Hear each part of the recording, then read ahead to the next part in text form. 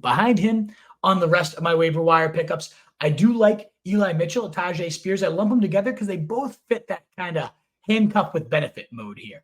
We finally got some signs of Eli Mitchell. 11 carries, 42 yards, 3 receptions, 2 yards there. Nothing overly sexy, nothing overly efficient. But hey, welcome back to the field after McCaffrey in week 2 played 100% of the snaps, 77% of the rush attempts. It was nice to see Eli Mitchell at least get in for 36% of snaps, 28% of the rush share, and sure, dominating the Giants definitely played a part in that. They didn't need to continue to burn McCaffrey there, but I think we're going to see plenty of dominant performances from this San Fran team where they can then turn the keys over to Eli Mitchell. So he's a guy in bye weeks. Maybe he can toss into the pitch. I bet he gets a few more touchdowns. We've seen just over historically, Eli Mitchell has, even after they traded for McCaffrey, averaged around 8 to 10 touches per game. It's been shocking to see McCaffrey have the stranglehold he does, given their usage last year was much closer than most people would think. To me, it is definitely more of a handcuff situation, and pretty much everybody, I'm sure.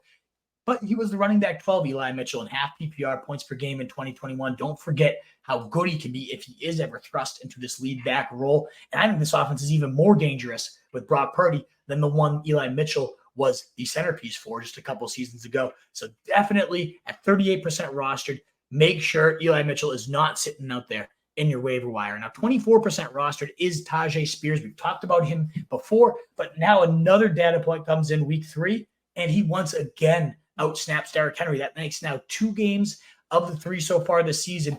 Tyjae Spears has been on the field more often than Derrick Henry. This week, he did approach 58.7% routes run. 60% is that elite running back metric if they can hit those right there. And we saw Tyjae Spears hit a 17% target share this week. So eventually, the Browns defense, very, very strong this year. They, in fact, are limiting teams. They've only given up, entering this week, they hadn't even given up anything other than a field goal to other offenses. The only touchdowns surrendered were because of pick sixes from the offense there.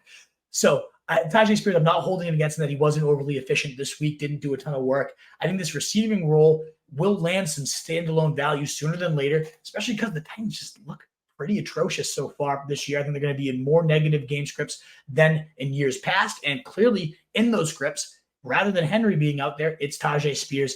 And don't forget, Henry did hit officially that 1,800 carry mark, which has been historically the death knell for running backs. The cliff hits right around either 30 years old, or if you hit those 1,800 carries. He's at 29 years old. At January, he'll be 30. And by then, certainly well above the 1,800 carry cliff here. And maybe again, it was just the Browns. Like I said, against Tyjae Spears, I'm not going to hold the 11 carry, 20-yard game against Derrick Henry too much, but that's among the worst performances we've seen in 5 years. Is this a sign of the cliff is near, or was it just a down game against a really good defense? I do lean to the latter, but I do think Tyjae Spears with that receiving role, handcuffed with benefits, and one of the ultimate handcuffs because he got Houston for 2 games in the fantasy playoffs as well. One of the worst run Ds last year, still a really bad one this year as well. So I think Tyjae Spears at minimum handcuff, but with that receiving role continuing to grow, could give you some benefits there as well.